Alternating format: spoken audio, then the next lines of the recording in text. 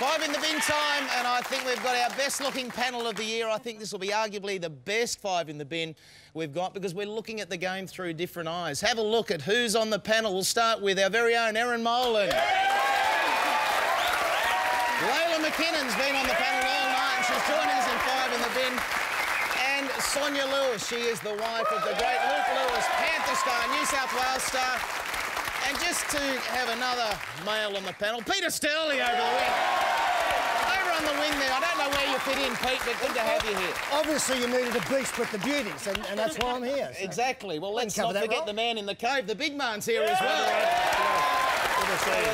It's 3 on 3. As we know, we're celebrating Women in League round 16. It is fantastic to congratulate, celebrate, acknowledge everything that women do in the game of rugby league. So what we're going to talk about and ask the ladies, as we say, through different eyes, what they like about rugby league and what they may change in the game that we all love. I'll start with you, Layla. What do you love about rugby league?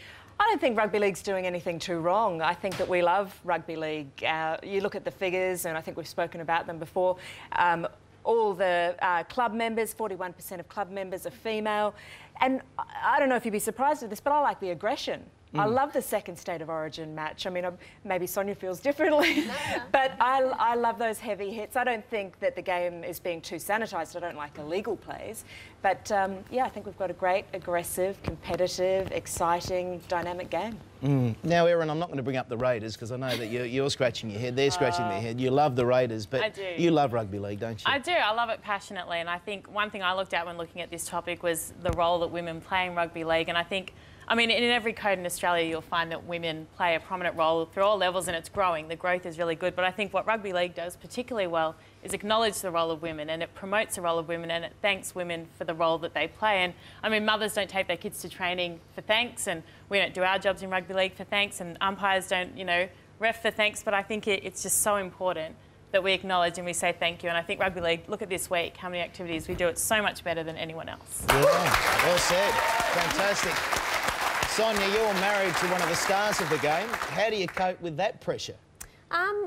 There isn't really much pressure on my part. There's a lot on Luke's part to perform well each week. But in saying that, at the end of the day, I'm there to support him.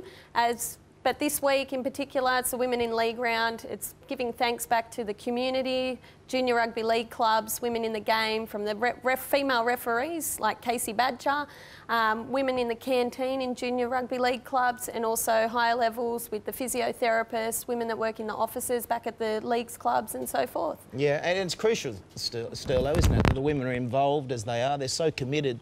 They're probably more committed than some of the guys involved in the game. Well, I think involved in ways that they haven't, or they weren't many, many years ago. There are now pathways there that didn't exist. You know, just to have Catherine Harris on the commission is a huge achievement. Of course, Katie Page has been an integral part of our hierarchy for a while, so they're showing the way. So, yes, look, it's wonderful to have the women, but I think that they can see now that there's not that male-dominated or orientated situation around rugby league that did exist, because we're now getting women making marks in different areas that they didn't in the past. Big man, I haven't forgotten you, mate. Good work. Yeah. What would you like to... I reckon you've got a question for the ladies. I have, but I just want to make a point. I do the small talk every week, as you know, on the Footy show, and when I go to training, I would say 70% of the parents there are the ladies, the mums, taking the kids there, and they do a fantastic job, and they're really into it. I would like to ask all the ladies their opinion of, if there's one thing they want to see a woman do in rugby league that they haven't accomplished yet, what is it? Layla? Well, I think if I was to look at rugby league and women, and the thing I would want to improve the most, it would be the attitude towards violence towards women, because in our society and in most jobs, and we wouldn't tolerate the fact that somebody has been gone to court and been found guilty of assaulting a woman. You know, imagine if someone had done that to your sister or your daughter. I think there should be zero tolerance, a life ban.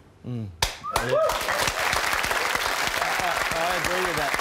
I've got a daughter. I've got two daughters, Stella. You've got a daughter. And that has been an issue in our game in recent times. And, yeah, I'm not a 3 strikes person and you're out. I'm a 1 strike. If you know the consequences, and there's no excuse. Like, I don't see how you could ever come up with any excuse to justify that kind of action. So I agree 100%. I think it's all over Red Rover. Erin, Sonia, is there something you'd like to see a female achieve in the game that they haven't already, or something you'd like to see change? Probably a lot more with the grassroots again, getting NRL clubs more involved in visiting primary schools and so forth, because I know out in the western suburbs, the GWS, they're getting right in there into the schools with the AFL programs and coaching clinics. I know Penrith had one on Monday afternoon with 230 kids, and the whole team was there with these children working through, and I think that's something that maybe we could do a little bit more, and I know how much the kids love it and how much it means to them. I know with Luke, growing up, Brad Fittler, met him, first player ever, and he just like still idolises him. And I also, just wanted to say with Layla as well, Luke is an ambassador for White Ribbon, which is something he holds very closely to his heart. And I know the whole NRL are behind the prevention against women. Talking about the grassroots and the family situation, we've got to continue to strive to make it easier for families to go to games. You know, and I guess it's a cost. Like, we would rather have 20,000 people at a game paying $10 each than 10,000 paying $20. So that's something that we really need to look at to make it more enticing to actually go as a family to games and continue that through. Yeah, and just quickly on that as well, and not even just the ticket price, but I know some girlfriends who won't go to particular grounds or watch particular teams play because they don't feel comfortable. They don't want to walk past a group of, you know, drunk men who are going to make lewd comments. And I mean, some clubs do it really well, some clubs need to do more. So room for improvement there. Yeah, definitely. Fantastic. That's 5 minutes. We could have gone 10, couldn't we? So that's the end of 5 in the bin. But I know, Layla, you've just got a little surprise for Sterling. I've got a new segment, and Fatty... Fatty really thought it was important for the show. It's something that's been sadly lacking in the show, and I think you're going to love it.